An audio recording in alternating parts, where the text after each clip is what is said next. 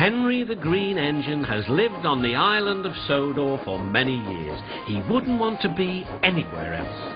He likes every part of it, from the fields filled with flowers to the white sandy beaches. But there is one place that Henry always enjoyed visiting more than any other. His driver knew this too. "Come on, Henry," he would say. "We've made good time today. We'll stop for a while by the forest." Henry loved it here. The forest was full of broad oaks and tall pines.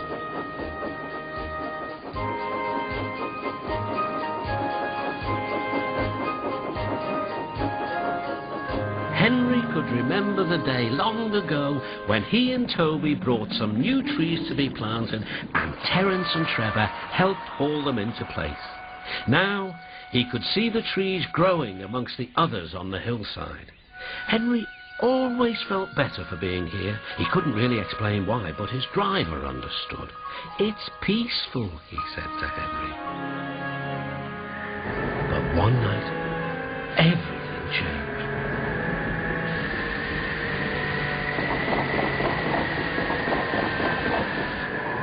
The engines were resting in the shed.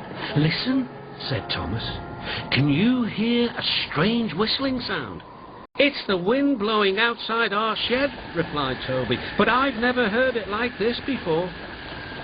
"Do you know," added James, "if Gordon wasn't here now, I'd say it was him thundering by with the express." All the engines laughed, except Henry. "I hope the wind won't harm the forest." By morning, the fierce winds had gone, but the damage was done. Henry's driver came to see him in the yard. "Trees have fallen on the line. We must help clear the tracks." Donald set off with the breakdown train, and Henry followed. Trees lay everywhere. The hillside now looked so bare. Henry felt sad. What will happen to all the animals who live here, he thought. When Henry's flat trucks were full of logs, he took them to the timber mill, where they would be turned into furniture and other things. Henry was glad the wood was being put to good use, but he was still sorry to lose part of his forest.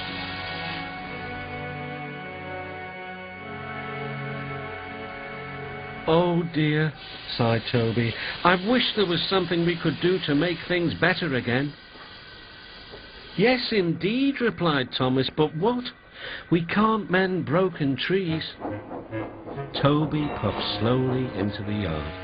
"Hello, Toby," said the Fat Controller. "You do look glum." "I'm sad about the trees," said Toby, "and so is Henry. The forest is a special place to him. Now some of it is gone." "We'll soon put that right. I have an important job for you, Toby. I would like you to take some trucks to the forest." When the trucks arrived, Toby was delighted. They were full of splendid young trees, all ready for planting. "This is the best job I've ever had," said Toby happily.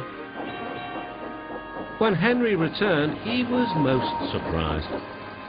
There were Trevor and Terence busily helping the workmen clear the torn stumps and branches. "Look, Henry," called Terence, "we're beginning again. The hillside will look better than ever before. You'll see." Now Henry can see the trees growing strong and tall, and the animals are coming back. Sometimes everywhere is quiet. At other times, Henry can hear leaves rustling or a bird's wing brushing the air. Often he can hear the sound of children laughing, and always he is happy here.